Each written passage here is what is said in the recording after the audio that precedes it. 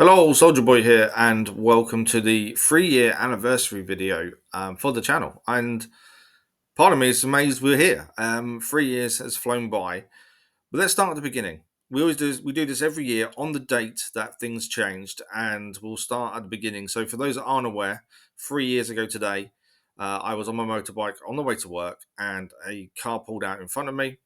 I obviously hit the car, came off the bike, and was diagnosed with two fractures to the spine and at the time a sprained ankle.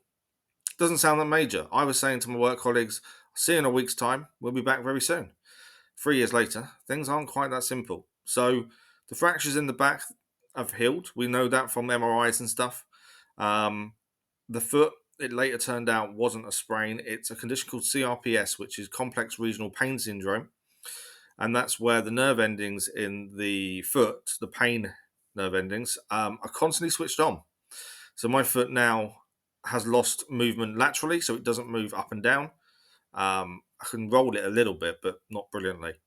And the foot is highly sensitive to anything: wind, rain, touch, cold, hot. It is highly sensitive and extremely painful most of the time. Well, I say most of the time. When we walk or try to walk with crutches, it feels like I'm walking on broken glass. It's not the nicest feeling. And there are other byproducts. So we've had times when we've had electric shocks running through the foot, or the feeling of electric shocks at least, that lasted nearly 24 hours. And that was horrendous. But that's kind of where we're at in terms of injuries. And the reason we made the channel at the start was because I needed something to keep my mind occupied. Whenever you're ill, injured, especially long term, you need something to keep your mind going. Otherwise, you can really just turn into a depressive state. I'd spend, to start with at least, I'd spend the day laying on the sofa, looking up at the ceiling, and that'd be me done for the day, kind of thing. And after a while, that really does drain on you. And then the reason for this was my other half was at work full time, my little boy was at school, and I'm on my own for 8 to 12 hours a day. And no one to talk to. My mates, people I worked with, are at work. And I'm stuck. So I thought I'd create the channel. Well, to be fair, I'd already had the channel previously, but I hadn't really posted that much, mainly GT Sport. But I thought I've got the channel. Let's do something with it. Let's find a way of having a social life to some sort of degree. So we started streaming, and our first ever game we streamed was Assassin's Creed Valhalla. And as we come to the end of the game, we were encouraged by some of the subscribers we'd gained, which blew my mind that we actually gained anyone, to platinum it. And that's what we did. And then from then on, we started voting on what was next. And the channel has moved on from there. Now, the first year of the channel was interesting, mainly because I didn't know what to expect. I was new to live streaming, had never even thought about doing it previously. It hadn't even crossed my mind. Like I said, I'd made the few videos of GT Sport races occasionally, but really hadn't really done that much. So when we started live streaming, it was definitely a new thing for me. We fell into it, but I kind of found myself really enjoying it. So when I game normally before YouTube, I would talk to myself while I'm gaming. So the talking aspect came really easy. There wasn't really any nerves or anything like that. And I didn't really care if anyone watched. For me, it was more, I needed that social aspect, but as long as I was streaming, I kind of felt like if someone does pop in and say hello, that's someone I've said hello to today. And normally I wouldn't say hello to anyone because I couldn't leave the house.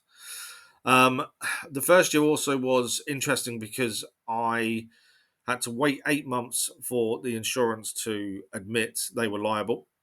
The guy who pulled out, he was found guilty of dangerous driving and convicted. And the insurance denied liability for 8 months until the day before was due to go to court, and then they admitted they were liable. But that meant 8 months of us with no treatment, no doctors involved, bar my GP. And they'd given me painkillers.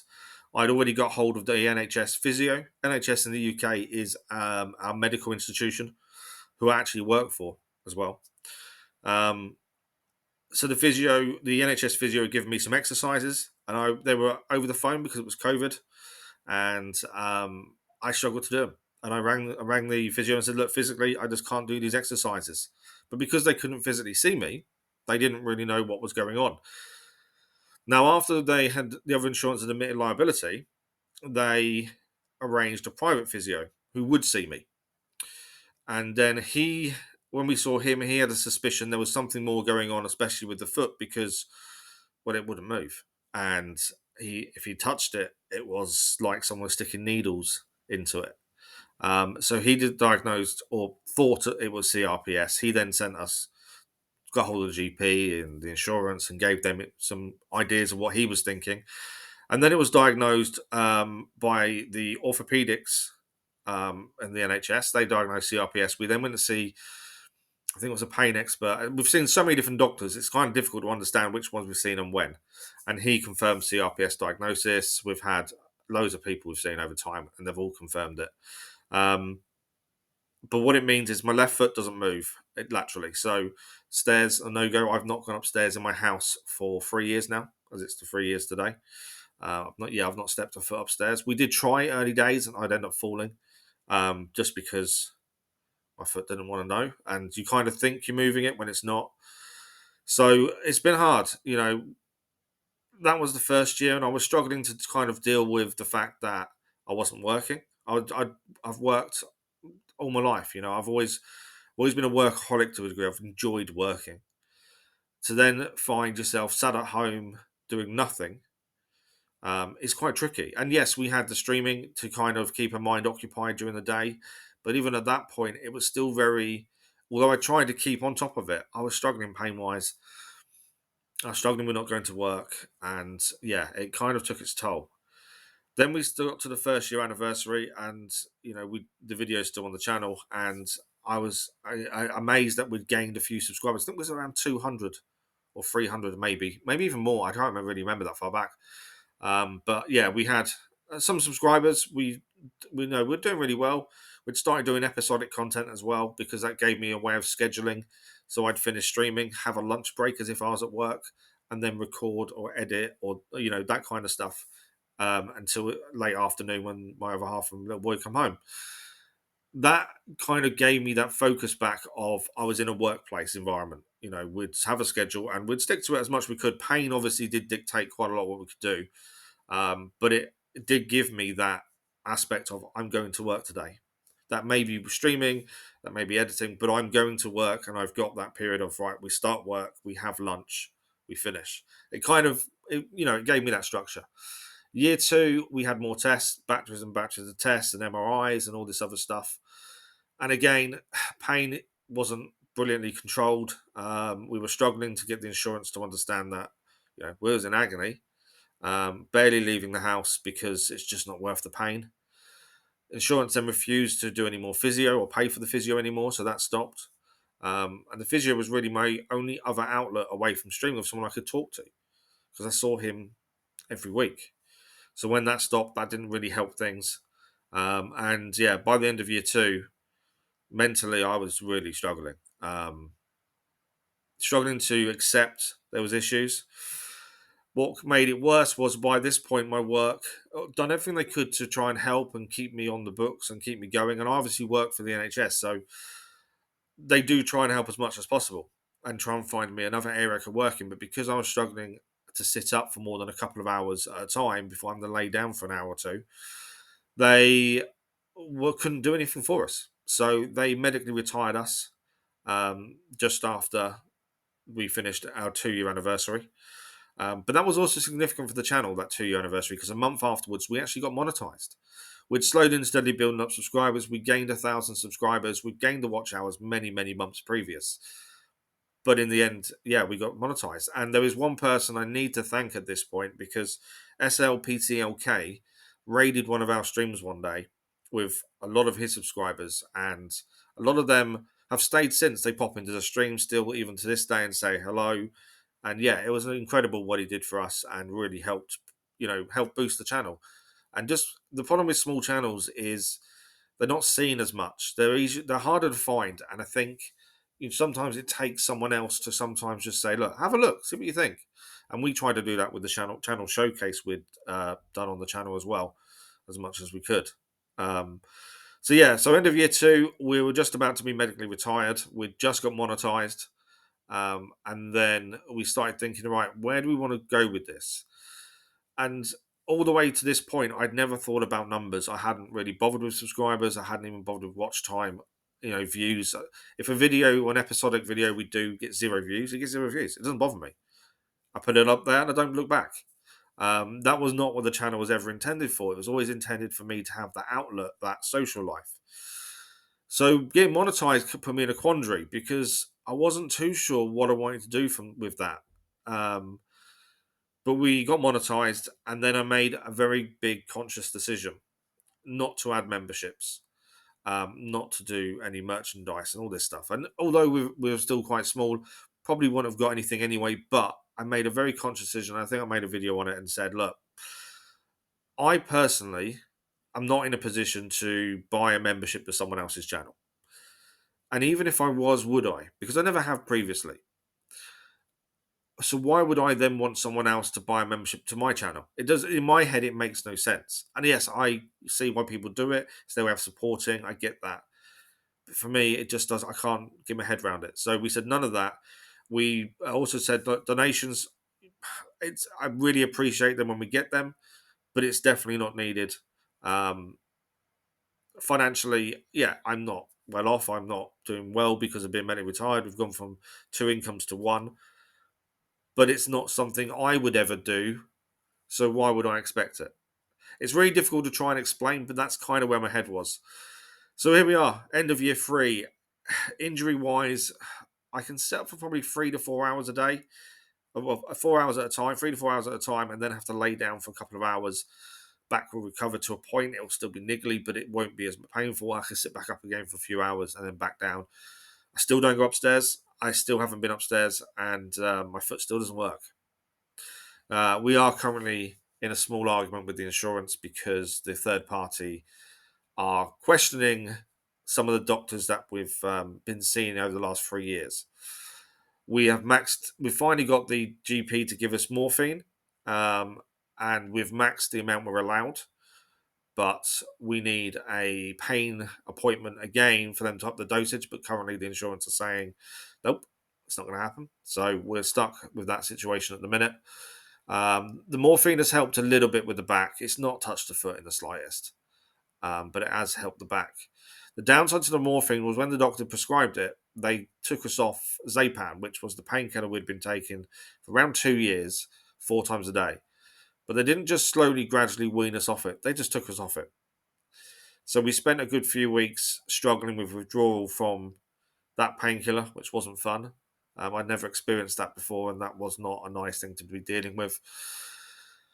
But on the other side of the coin, YouTube had taken off, and I can't believe I'm even saying this myself. We are, at the time of recording this, over 12,000 subscribers. I don't know how, I don't know why, but that's just how it's gone. Which I'm really grateful for. Without YouTube, I don't even know if I'd be here right now. When you're sat at home every day, staring at the ceiling, worrying about money and getting unhappy with how things are without really truly understanding long-term prognosis, it can be tough. And we've dealt with that. There are times, not as much now. I'm kind of in my head, I'm definitely a lot better now. But there were times, especially during year 2, where we'd stream and I was due to record that afternoon and I wouldn't. I'd just lay there, stare at the ceiling. My half walking the door and it's like, where's that 4 hours gone? I would say mentally now I'm stronger and better for it. I still have my bad moments and my down days and why is this happening to me, that kind of thing. But I think I've definitely got over that hurdle in a way. And just so you guys are aware, this video may be a little bit longer than I wanted it to be. I don't script any of these. All the channel updates, the schedule videos, little talk bit, none of them are scripted. I'm kind of just talk off the cuff and just go from there and see what happens, kind of thing. And same with this video and all the other ones. So yeah, it's been a tough 3 years, but the one thing that's kept me going is the channel and you guys. We've had subscribers that were joined us day dot, and we've got subscribers that are recent, and every single one of them is appreciated. Every view, every like we get, I really appreciate it. I really do. YouTube hasn't been without its issues, though. We have dealt with our trolls. We had trolls in stream before. we do try and kill them with kindness. I kind of think that kind of works, and that has done for us in the past. I get emails and messages saying that I use my injuries to gain subscribers and to make the channel bigger. Um, which my reply has always been, yes, I talk about my injuries. I talk how I'm dealing with it and how things are. But at the same time, if I use them for YouTube, surely I'd be earning thousands and thousands if I really, really wanted to plow on it. I could sit here and cry my eyes out and say how painful it is. I don't do that. I try not to let a lot of it even creep into the streams of the videos. There are times I don't have a choice, and we've had to cancel streams because I'm just not in a place to stream because I'm in too much pain or that kind of thing. But I don't think I use them. If I do, I don't mean to, and I honestly don't think I do. We've had people accuse us of that. Yeah, the internet's not always a nice place, but one thing I have found with you guys and the community we've built up over time is you guys are all the nice side of the internet, if that makes sense.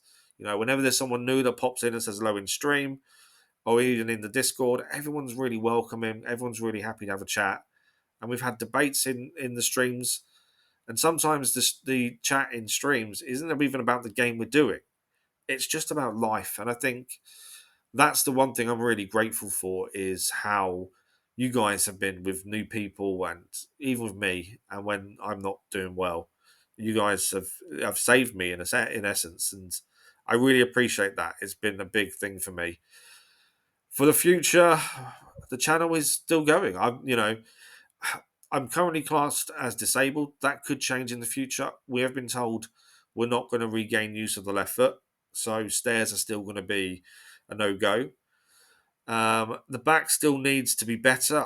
I need to be able to sit up for longer. Otherwise, I can't really do a job unless they allow me to lay down doing the work, which limits obviously what you can do.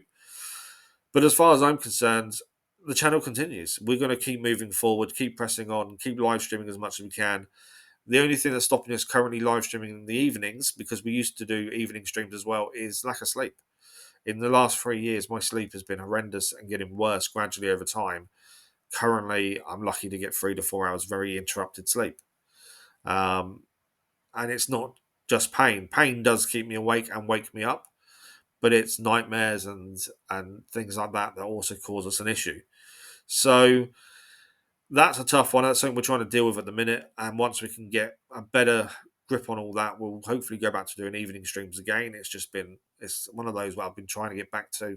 I don't even know why it's only got to that point of being ridiculous, so we had to stop, but it did. So we'll get back to that. I'm currently not able to stream 5 mornings out of 5 in the week, Monday to Friday. I have to have a day off in between because I just can't deal with it. The pain just gets too much. And yeah, so we are still going. The episodic content really does keep us ticking over. And as I say, if a video gets 0 views, it's 0 views. If no one comes into stream, then I'll still be chatting away. It doesn't, the views, the likes, and everything are massively appreciated, but it's not the be all and end all. And it's the same as the monetization. Um, the ad revenue is next to nothing. It never is. Unless you get millions of views on a video, ad revenue is nothing. So we're not really earning from the channel, and that's fine. That's kind of what I want it to be at. I don't want to have to deal with that side of it anytime soon. We've had offers of sponsorship, and my view on sponsorship has always been the same and will not change. I near enough guarantee it will never change. But if it's not a product I personally use, why would I then advertise it? We got someone wanted us to advertise their sunglasses. Well, I barely leave the house, and when I do, I have a pair of sunglasses. But why? I don't use the ones you want me to advertise. I'm not going to sit here and go, yeah, these sunglasses are brilliant. They're the best in the world. I don't use them personally, but they're brilliant. Why? You see it all the time. When you see the adverts of people that are advertising mobile games, I guarantee they don't play it. But they do it because of the money. And I get that side of things. But for me, it's not that important. I'd rather do something that I personally use and can really vouch for than do something random. So that's kind of where we're at with that. This is the bottom of unscripted. I'm trying to make sure I've gone for everything. So yeah, for the future, we continue on. This week, you guys have been voting for the next main live stream game once we finish Death Stranding, which, yeah, has done really well. you can definitely tell what games are popular and what aren't. Yes, we don't always play games when they release. So when we started and when we started getting into streaming and stuff properly, I wanted you guys to have a say in what we do at all times. So that's what we've done. We've always done a vote for my main live stream game. We've always talked about if there's a game releasing in the future, are we going to do it on release? Are we not? 9 times out of 10, we don't do games on release. And I've been criticised by other YouTubers and Twitch streamers that I've met over time because they say that you won't get the views then. If you don't, you need to stream a game on release. Otherwise, don't bother because it's not good for your channel because people won't watch. I disagree with that statement mainly because I don't want to spoil the story for someone else. Now, I'm not someone that generally watches YouTube to help tell me finish a game. I don't use guides. I don't read reviews. I don't do any of that. I want to experience it blind, completely, as it's new to me. So when we stream with something that's recently released, I don't want you guys to feel, well, I can't watch it because I want to play it myself and don't want the story spoiled. Because that's how I'd be. So because of that, we very rarely do games on release. Spider-Man 2 we did, and Assassin's Creed Mirage we did, mainly because I really wanted to play them. But generally, we ask you guys, like the Avatar game that's just come out. We did a vote not too long ago and said, right, on release or not. The vote said no, so we're not. We'll wait, and then we'll add it to a vote probably early next year. And if it wins, it wins. We're in no rush to play it. It's one of those things. The only game in the future that I will be doing on release, no matter what, will be Wolverine. That's the only thing in the future really I'm looking at and going, I really want to play that. But generally, it's down to you guys, and generally, we don't do games on release just so it's not sport for you guys. Um, but that's a conscious effort on our part, and whether it affects the channel or not in a good way or bad way, it is what it is. That's the way we've always done things. That's the way we'll continue to do things. So, yeah, I don't want to keep babbling on. I probably have for the last 20 odd minutes, but it's been a very interesting 3 years. Growing from nothing to 12,000 plus subscribers. I think as of when this video was recorded. Is incredible. And you guys have been amazing with all your support. When I'm feeling down, I know I can go on Discord and just chat. And yeah, the YouTube has saved my life in the way that it has given me that routine I needed back. I needed when we were first injured, I needed routine. I needed to feel like I was going to work and doing something useful and doing something where I'm not just sat at home talking to myself, essentially. And that is what the channel has done. And there was many people I'd like to thank for everything they've done for us, their support and things like that. And I know we mentioned SLPCLK earlier, but I can't mention every name mainly because I'm guaranteed to miss someone.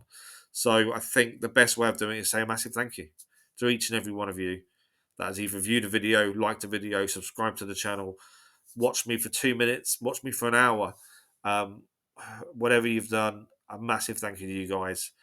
The last 3 years has not been easy, but we've managed to get through it with the support of my family and the support of you guys, and that's all I can ask. I wanted to end on something more cheery, but I don't think it's going to happen, is it? But that is it. Thank you very much for the last 3 years, and here's to the next however many. Thank you for watching, and we'll see you in a live stream very soon.